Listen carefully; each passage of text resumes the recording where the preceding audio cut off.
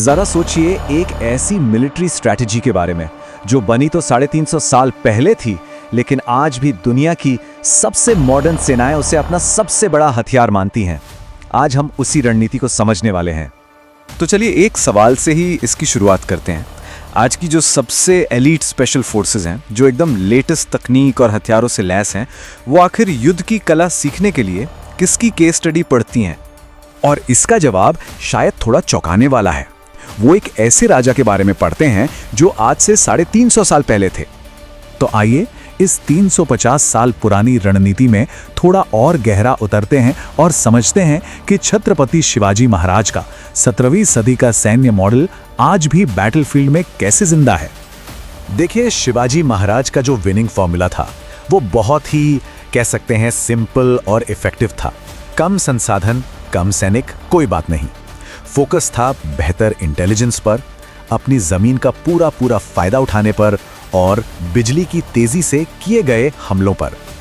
और देखिए यही कारण है, प्रिसाइजली यही कारण है कि आज Indian army, navy, special forces और यहां तक कि हमारी इंटेलिजेंस एजेंसी रॉ भी उनकी युद्ध नीति को एक केस स्टडी की तरह पढ़ती है।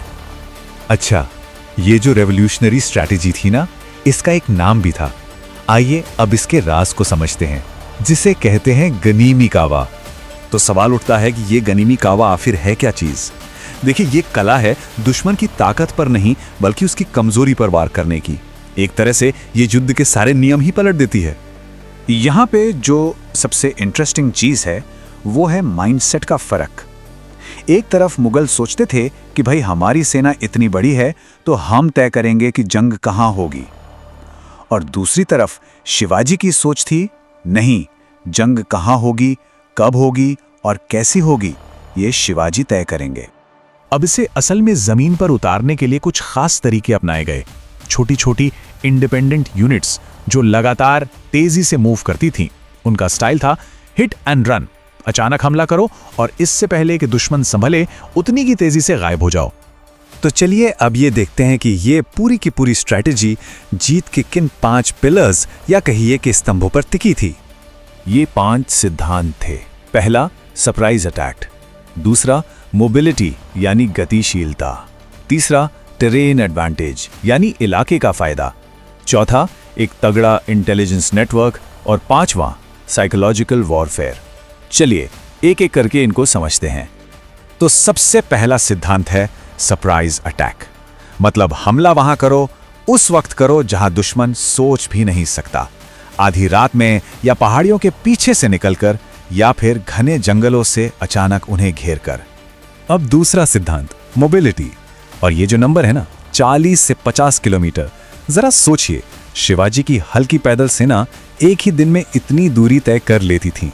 इसका मतलब कोई परमानेंट कैंप नहीं, कुछ नहीं, हमेशा दुश्मन की पकड़ से एक कदम आगे।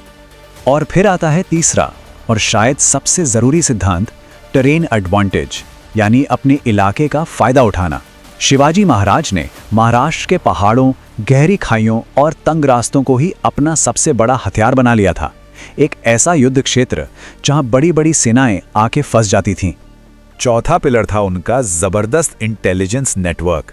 आप समझिए, गांव-गांव में उनके जासूस थे जो दुश्मन की हर हरकत पर नजर रखते थे। कितने सैनिक हैं, कौन से रास्ते से आ रहे हैं, कब पहुंचेंगे, ये सब जानकारी उन्हें मिलती रहती थी। ये तो कह सकते हैं 17वीं सदी का रियल टाइम इंटेल था। और 5वां सिद्धांत, साइकोलॉजिकल वॉरफेयर यानी दुश्मन के दिमाग में डर पैदा कर दो। शिवाजी का यह कहना था कि हम तभी दिखेंगे जब हमें हमला करना होगा। अब सोचिए, ये जो अदृश्य होने का डर था, ये दुश्मन को हमेशा एक अजीब से खौफ में रखता था। तो ये तो हो गए सिद्धांत, लेकिन ये सिर्फ थ्योरी नहीं थी। चलिए अब इतिहास के पन्नों को पलट कर देखते हैं कि असल में बैटलफील्ड पर इन्हें कैसे इस्तेमाल किया गया। जैसे कि 1663 में पुणे के लाल महल में शाइस्ता खान पर जो आधी रात को हमला हुआ, वो इसका क्लासिक एग्जाम्पल है। या फिर मुगलों की इकोनॉमिक सप्लाई लाइन तोड़ने के लिए सूरत पे जो छापे मारे गए, वो भी इसी का हिस्सा थे। और पावनखिंड, प्रतापगढ़ और सिंहगढ़ की जो जबरदस्त जीते हैं, वो तो मास्टर क्लास हैं कि कैसे जमीन का सही इस्तेमाल करके जंग जीती जाती है। चलिए अब घूम फिरकर वहीं आते हैं जहां से हमने बात शुरू की थी। इन सैकड़ों साल पुरानी टैक्टिक्स का आज की मॉडर्न आर्मी से क्या कनेक्शन है? एक बार जल्दी से शिवाजी की 17वीं सदी की टैक्टिक्स को याद करते हैं। सरप्राइज अटैक, तेज मूवमेंट, छोटी छोटी टीमें, इंटेलिजेंस के आधार पर एक्शन लेना और अपने इलाके का फायदा उठाना। और अब जरा देखिए आज की स्पेशल फोर्सेस की टैक्टिक्स को। एम्बुश या night ops, hit and run, mission based command, Intel driven operations और माउंटेन वॉरफेयर। ये तो लगभग वही चीजें हैं, है ना? समानता बिल्कुल साफ दिखती है। और ये सिर्फ किताबों में नहीं है। आज भी चाहे कश्मीर हो या नॉर्थ ईस्ट, वहां काउंटर इंसर्जेंसी ऑपरेशंस में या जंगल वॉरफेयर की ट्रेनिंग में इन्हीं प्रिंसिपल्स को डायरेक्टली इस्तेमाल किया जाता है। आजकल एक बहुत ही मॉडर्न लीडरशिप कॉन्सेप्ट है जिसे कहते हैं मिशन बेस्ड कमांड। इसका सीधा सा मतलब है कि अपने सैनिकों पर भरोसा करो और छोटी टीमों को ऑन द स्पॉट फैसले लेने की आजादी दो। कमाल की बात यह है कि शिवाजी महाराज इस सिद्धांत को आज से 300 साल पहले ही मास्टर कर चुके थे। तो ये सारी बातें हमें एक बहुत ही बड़े सवाल पर लाकर खड़ा करती हैं। असली ताकत है किसमें?